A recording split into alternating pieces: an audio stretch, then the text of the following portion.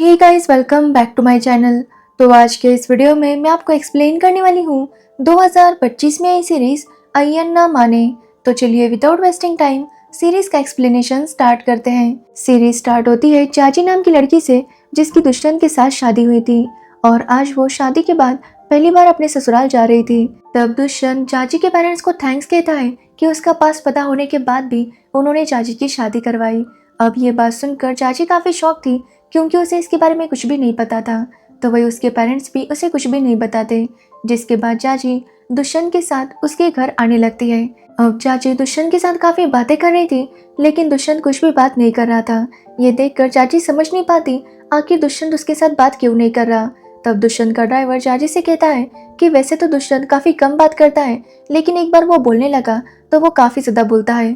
तभी वहां पर एक पुलिस ऑफिसर आता है और उनकी कार को रोकता है। यहाँ पर हमें पता चलता है कि एक्चुअली वो पुलिस ऑफिसर चाची के पड़ोस में रहता है और चाची का काफी अच्छा दोस्त है।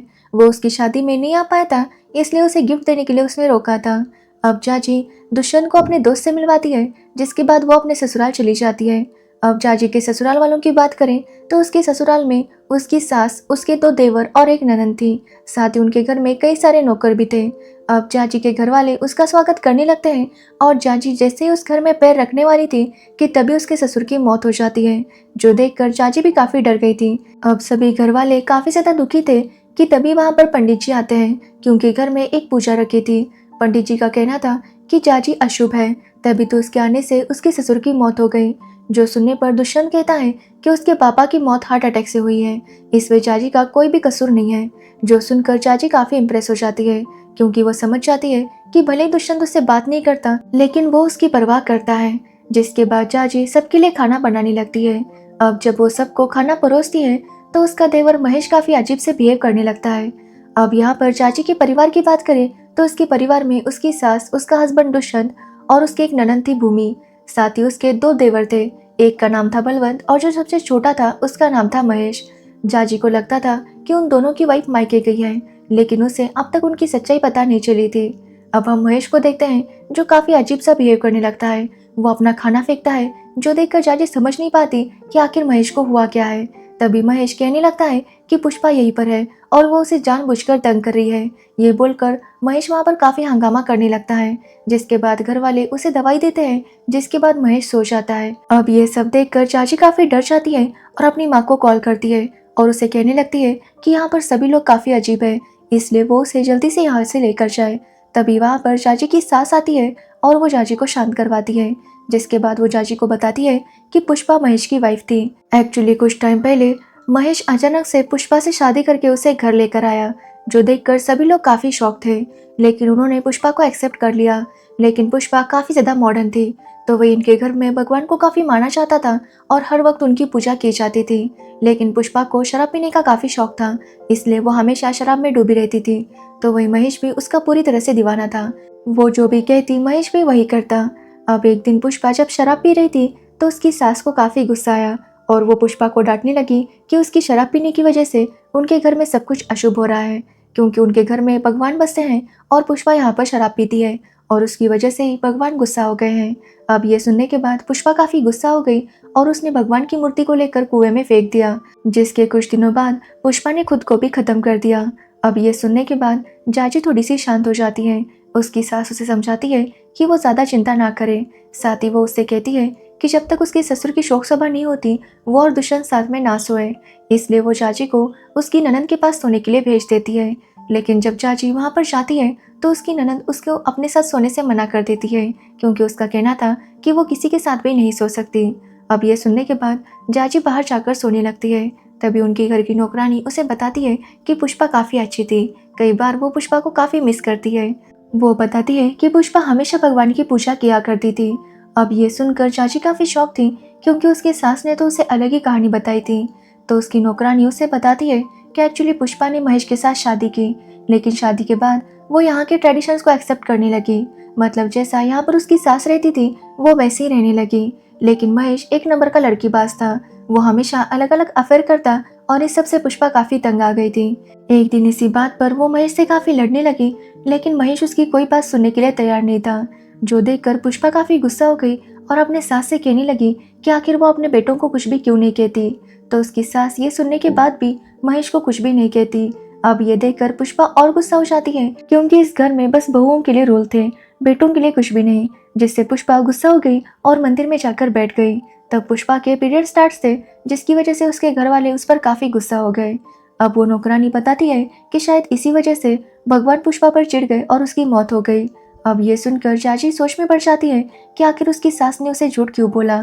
जिसके बाद अगले दिन जब घर में कोई पूजा चल रही थी, तभी वहाँ पर एक औरत और उसकी बेटी आती है। और यहाँ पर जब वो चाची को देखते हैं तो वो काफी शॉक थे, क्योंकि उन्हें पता नहीं था कि दुष्यंत की चाची के साथ शादी हुई है। यहाँ पर चाची को पता चलता है कि एक्चुअली उस औरत की बेटी की शादी दुष्यंत के साथ होने वाली थी। वो औरत चाची को बताती है कि उसकी बड़ी बेटी थी चारुलता, जिसकी शादी दुष्यंत के बड़े भाई के साथ हो गई थी। शादी के बाद वो दोनों काफी खुश थे, लेकिन चारुलता को बच्चा नहीं हो रहे थे, जिसकी वजह से वो काफी परेशान थी। जिसके बाद उन्होंने डिसाइड किया कि चारुलता की जो बहन है उसकी शादी दुष्यंत के साथ होगी। लेकिन अचानक से चारुलता की डेथ हो गई, जिसके बाद दुष्यंत के घर वालों ने दुष्यंत की शादी चाची के साथ करवा दी। अब ये सुनकर चाची काफी शॉक थी, क्योंकि दुष्यंत के घर वालों ने उसे कुछ भी नहीं बताया था। जिसके बाद चाची इसके बारे में अपनी सास से पूछती है, तो उसकी सास बताती है कि जब चारुलता और उनके बड़े बेटे की शादी हुई थी तो सब लोग काफी खुश थे, लेकिन उन्हें पता नहीं था कि चारुलता मेंटली इल है। वो बताती है कि चारुलता काफी अजीब सा बिहेव करती, वो हमेशा अपने पति पर डाउट लेती और कभी भी कुछ भी बोलती।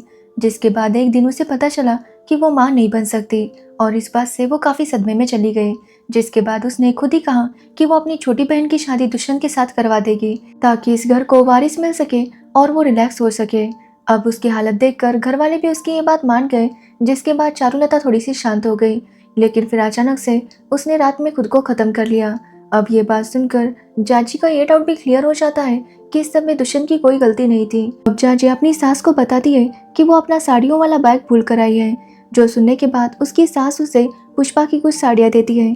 अब जाजी उनमें से एक साड़ी पहन लेती है और वो महेश को बुलाने जाती है, तो महेश को ऐसा ही लगता है कि पुष्पा यहाँ पर आई है और वो उसके ऊपर अटैक करने लगता है, जिससे चाची काफी डर जाती है। लेकिन तभी वहाँ पर बाकी घर वाले आते हैं और चाची को बचा लेते हैं। अब चाची बहुत ज्यादा डर गई थी, वो समझ नहीं पा रही थी कि आखिर इस घर में हो क्या रहा है। यहाँ पर दो बहुओं की मौत हो गई। जिसके बाद चाची नौकर से पूछती है कि यहाँ पर उसके ससुर की डेथ हो गई, लेकिन कोई भी मेहमान क्यों नहीं आया। तो उसका नौकर बताते हैं कि यहाँ पर कोई भी नहीं आता, मतलब यहाँ पर अगर कोई खुशी का मौका हो या फिर कोई दुख का, यहाँ पर कोई भी रिलेटिव्स नहीं आते। जो सुनकर चाची को काफी अजीब लगता है। जिसके बाद उसे अपनी नौकर से पता चलता है कि एक्चुअली दुष्यंत की भी पहली वाइफ थी, जिसका नाम था इंदु, और उसकी भी मौत हो चुकी है। जो सुनकर चाची और ज्यादा शॉक हो जाती है, क्योंकि इतनी बड़ी बात उसे पता नहीं थी। वो जब इस बारे में दुष्यंत से पूछती है तो दुष्यंत बताता है कि जाजी के पेरेंट्स को सब कुछ पता था। अब ये सुनकर जाजी अपने घर वालों पर काफी गुस्सा होती है। वो अपनी माँ को कॉल करके काफी बातें सुनाती है कि उन्होंने उसकी शादी यहाँ पर कैसे करवा दी, क्या वो अपने घर वालों पर बोझ बन गई थी। अब ये सुनने पर उसकी माँ कहती है कि उनकी सारी प्रॉपर्टी चली गई थी। एक्चुअली वो लोग दुष्यंत के घर वालों के कर्जे में थे और इसलिए उन्होंने ये शादी करने के लिए मान गए थे। अब ये सुनकर जाजी काफी गुस्सा हो जाती है कि तभी वहाँ पर दुष्यंत आता है और जाजी को सब कुछ बताने लगता है। वो बताता है कि उनके घर में नवरात्रि काफी धूमधाम से सेलिब्रेट की जाती थी और इसके लिए उन्होंने एक क्लासिकल डांसर को बुलाया था, और वो थी इंदु। इंदु जब उनके घर में आई तो वो काफी ज्यादा डरी हुई थी। जिसके बाद रात को इंदु अपना डांस परफॉर्मेंस देने लगी, तभी उसे एक कॉल आया जो कि दुष्यंत ने उठाया, और यहाँ पर दुष्यंत को पता चला कि इंदु अपने घर वालों से भागकर यहाँ पर आई है। एक्चुअली इंदु के पापा एक बहुत बड़े बिजनेसमैन थे, लेकिन उन्हें बहुत बड़ा लॉस हो गया था। तब उनके दोस्त ने उनकी मदद की थी और वो चाहता था कि उसके पापा इंदु की शादी उसके साथ करवा दे, लेकिन इंदु ये शादी करना नहीं चाहती थी क्योंकि वो आदमी 62 ईयर्स का था। इसलिए इंदु यहाँ पर भाग कर आई थी।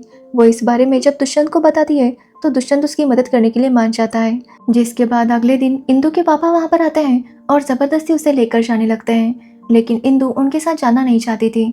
तब दुष्यंत इंदु के पापा से कहता है कि वो इंदु से प्यार करता है और वो दोनों शादी करने वाले हैं। अब ये बात सुनकर उसके पापा गुस्से से वहाँ से चले जाते हैं।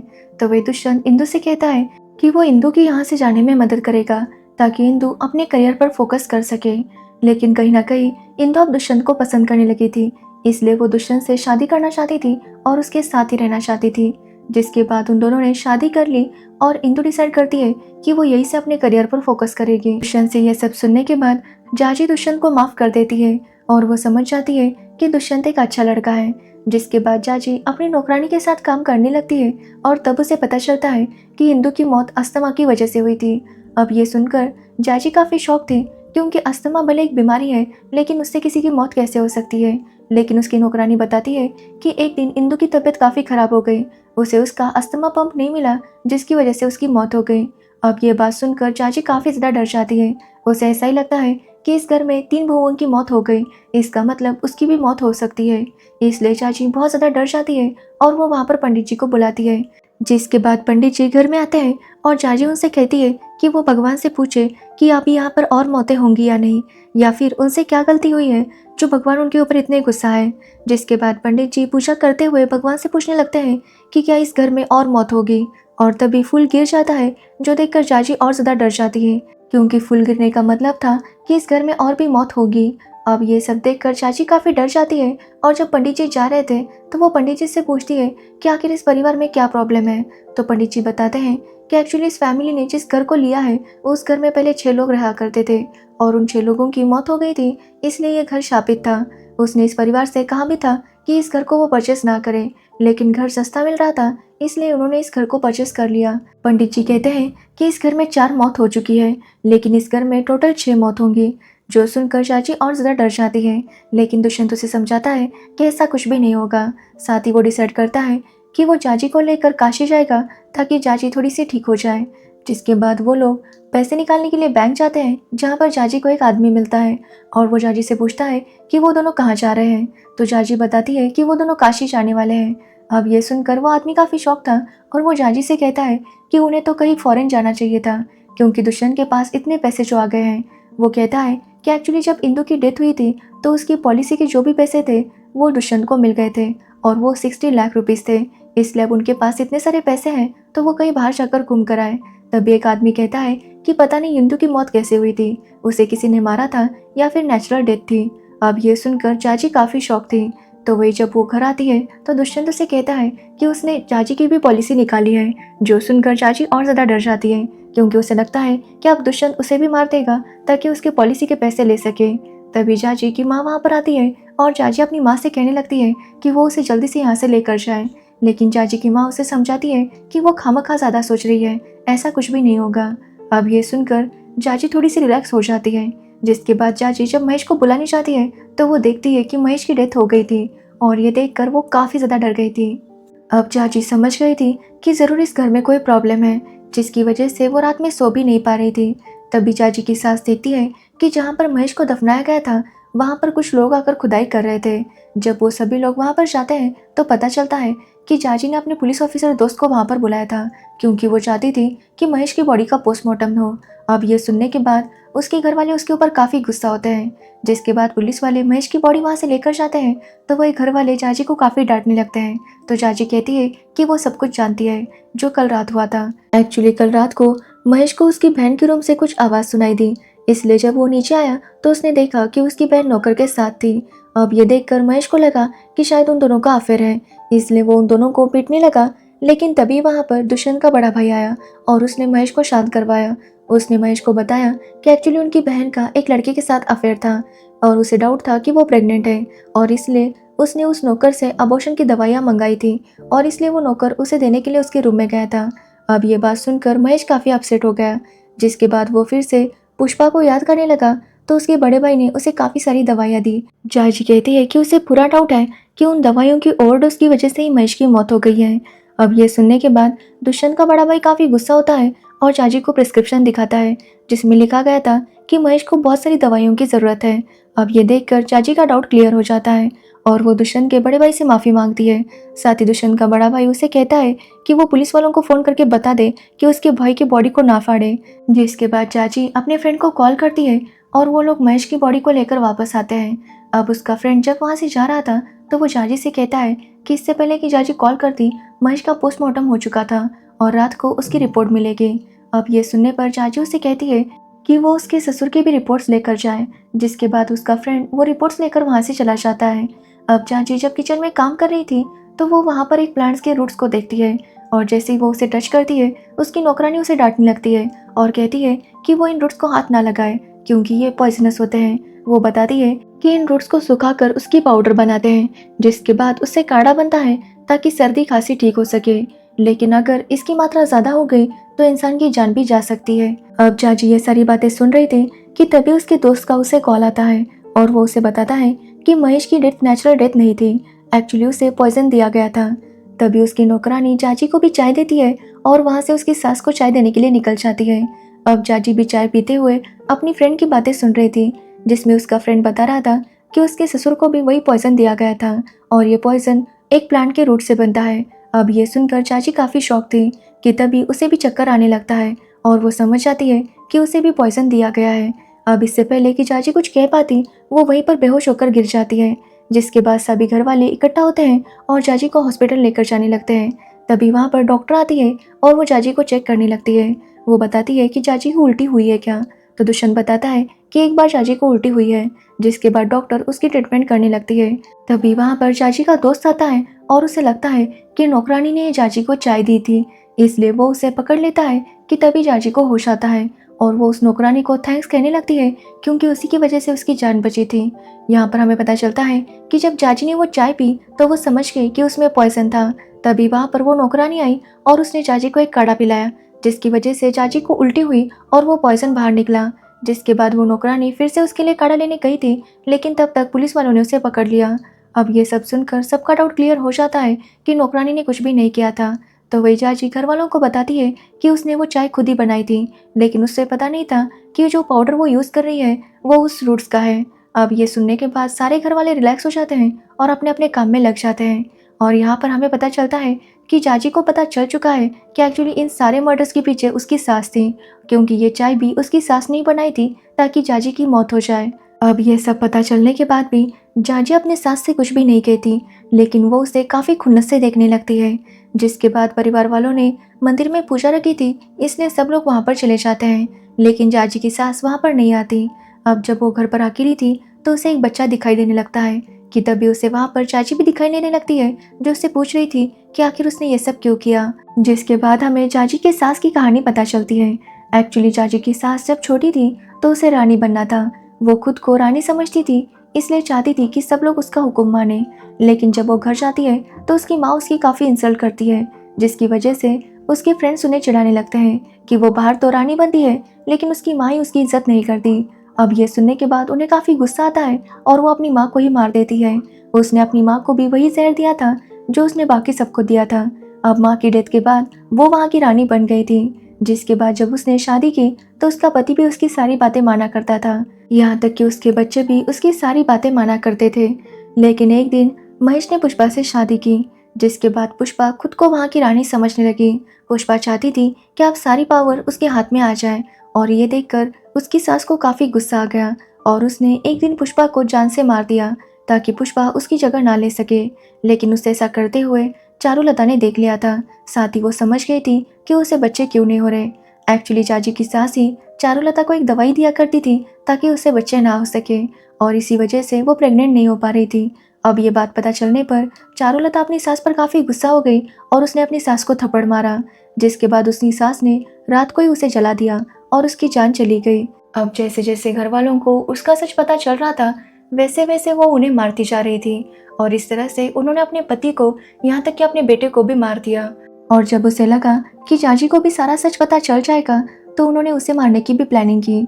लेकिन जाजी को सच पता चलने के बाद भी उसने उसे कुछ भी नहीं कहा, और यही सोच सोच कर उसकी सास पागल की तरह बिहेव करने लगती है और यहाँ से वहाँ भागने लगती है, जिसकी वजह से वो गिर जाती है और वहीं पर उनकी मौत हो जाती है।